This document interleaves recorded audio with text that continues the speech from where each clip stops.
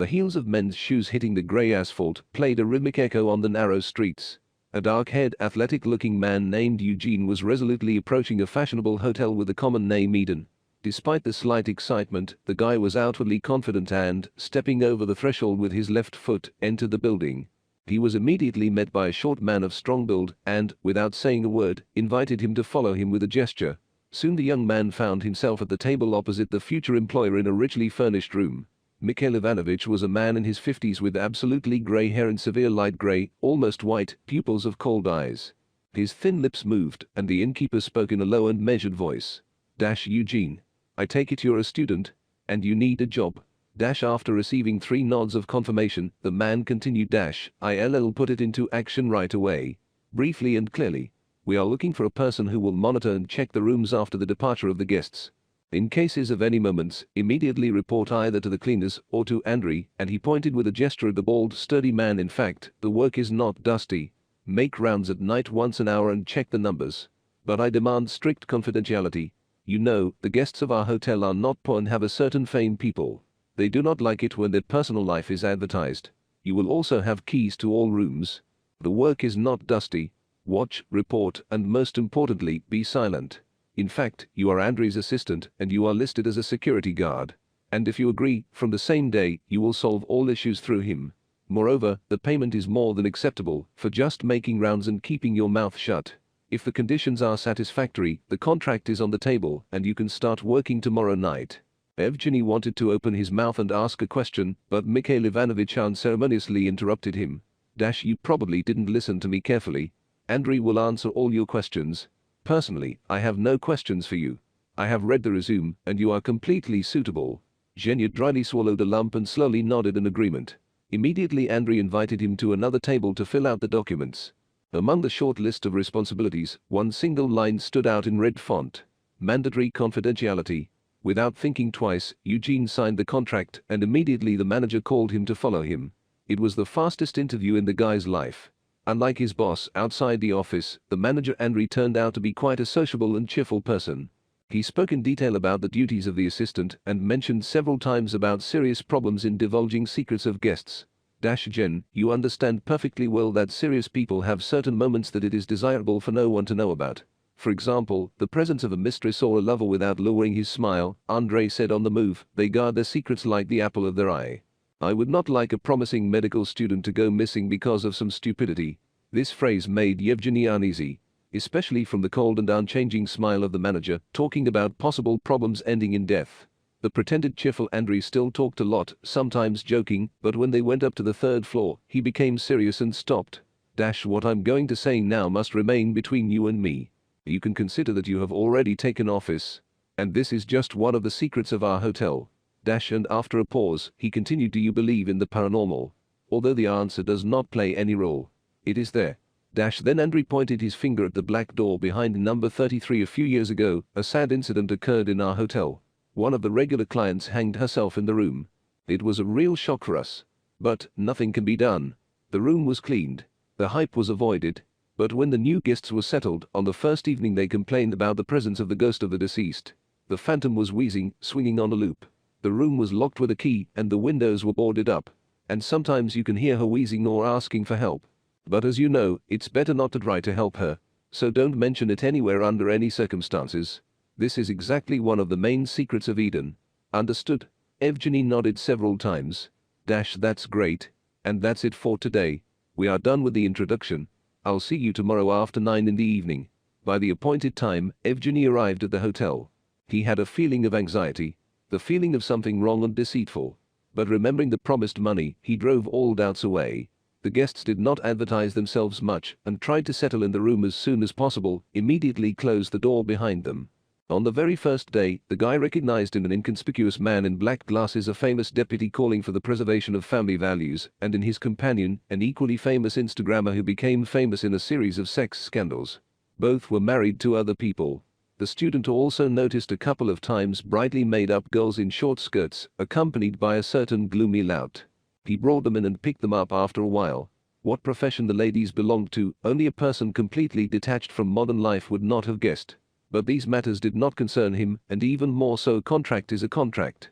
At 2 o'clock in the morning, Eugene once again moved out on a detour, and already at the exit from the third floor, a strange sound attracted his attention. The guy stopped. The sound was repeated. Or rather, a knock. A series of brief and barely discernible blows came from behind the closed room number 33. And then the young man remembered what Andre had told him yesterday. I felt cold in my soul and a lump stuck in my throat. Genya, without moving, stood for about 3 minutes, and as soon as he wanted to continue his journey, the knock was repeated, but louder.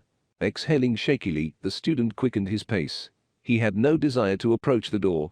The next round was scheduled in an hour, but despite all the excitement, Eugene no longer heard knocks from room 33. All day, the student nodded off in pairs and even managed to catch a few comments from the teachers. But he needed the money more than ever. Medical education costs a lot. He promised himself that he would work for only a month, 2 at most, and then, having raised the jackpot, he would leave the hotel and study hard. Heading to the hotel, Eugene involuntarily raised his gaze to the third floor and stopped for a moment. He immediately recognized the window of the cursed room. Shuttered from the inside, it had a massive black grille on the outside. Strange precautions against ghosting, thought Genya. But as usual, having driven away doubts, the young man continued on his way and soon got to work. With the onset of night, Eugene became increasingly uneasy. Every time he had to make a detour of the third floor, he involuntarily accelerated his pace. The student also drew attention to the absence of guests in the neighboring rooms. Neither in the 32nd nor in the 34th, no one lived and there was no armor. Most likely, no one wanted to rent a room next door to a ghost. But the deceased did not manifest herself. Genya, having relaxed, went into his thoughts and walked serenely through the semi-dark corridors of Eden.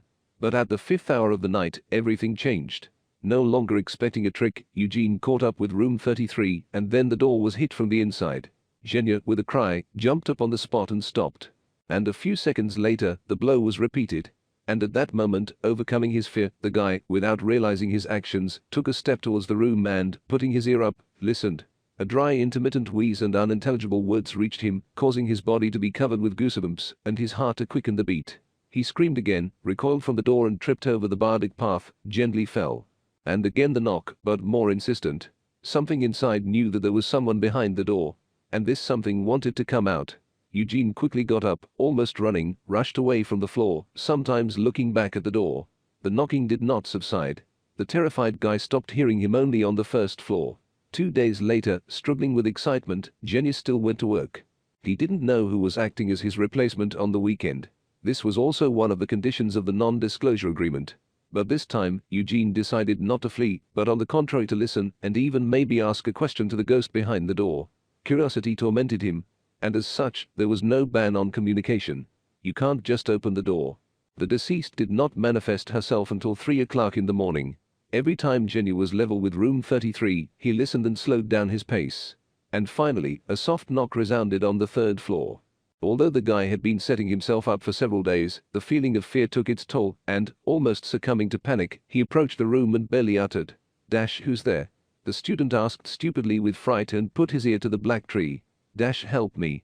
Help me." On an exhale, jerks came from behind the door. Genya, having overcome the scream, recoiled, but after a couple of seconds bent down and looked through the keyhole. And a loud, frightened scream deafened all 3 floors of the hotel. A certain thin and pale blonde was looking at him from that side. The woman's bleary blue eyes were covered with an unnatural dead veil, and blood was oozing profusely from her torn mouth. Pushing off with his feet, Genya crawled to the wall, while still looking at the girl. The guy saw a silhouette on all 4s approach the door and, moaning, began to knock on it weakly. Her hoarse voice asked to be released. He called for help, begged to open the door for her. Eugene jumped up from the floor and, turning towards the exit from the floor, again screamed in fright, but not from horror, but from surprise. Andre, flushed with rage, looked at him from under his brows. The lips of the sturdy man moved and, making an evil grimace, the man, as if mincing words, spoke. "What are you doing, idiot? Are you tired of living?" Almost hissing with anger, the manager shouted, "If this creature breaks out, we are all finished. And first of all you." Andre switched to personalities. And pulling with force by the sleeve, he added, "March. We'll talk downstairs." A little later, despite the expectations of the scandal, the manager talked to Evgeny kindly and in a fatherly way. He said that the bars are not just on the windows. The ghost has already crossed the threshold of the room once, taking advantage of the credulity of the last assistant. And in the morning the guy was found strangled. The embittered deceased tried to kill everyone her dead hands could reach. Further, Andrei once again warned Zhenya not to tell anyone about this, referring to the confidentiality contract. Moreover, Mikhail Ivanovich has his connections everywhere, and it will not be difficult to hide the loss of another student. Having issued the first and last warning, the man asked to be careful when going around the third floor. The ghost remembered him, which means he will try to get out by any means. At night, Zhenya was tormented by nightmares. In his dream, he saw a dead girl, but her broken neck was not tied with a noose. She was just crawling on all fours, spitting thick blood. She begged to be let out. She asked me to help her. And then she pulled icy dead hands to his throat.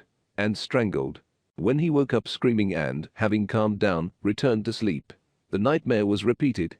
And so all night. In the evening, Zhenya was waiting for work. He decided to minimize attention to number 33. Making his rounds, he accelerated his pace next to the cursed room. And the ghost seemed to feel it. As soon as the second hour of the night passed, the knock was repeated, but much quieter, as if trying not to scare the guy off. Also, through pleas for help and requests to release her, the guy began to distinguish a quiet, barely discernible crying. But even though fear mixed with pity and settled in Eugene's soul, he understood perfectly well what a violation of the rules threatens. He didn't want the ghost of a suicide to strangle him. And so, bypassing the third floor, he simply accelerated his pace next to room 33. For 2 weeks, Eugene was tormented by nightmares. He saw a girl choking him, begging for help. And on shift, he accelerated his pace next to the damn number. Every day the knocking became quieter, and the pleas eventually disappeared altogether. At the beginning of the third week, the ghost went quiet for 2 shifts. By that time, the student was already used to knocks and pleas. But soon the deceased revealed herself again. For the second night in a row, she moaned exhausted and seemed to be walking, monotonously shuffling her feet. Well, closer to the morning, already on the last round, noise and screams were heard, but not from the cursed room, but in the lobby of the hotel. The building, having taken out the door, was stormed by the SOBR. Having put everyone face down on the floor, the incomprehensible Eugene was dragged by force to the third floor, and the door was opened with him. Behind it was the corpse of a young girl. According to preliminary data, the victim died of starvation about 5 days ago. At the trial, everything secretly became clear.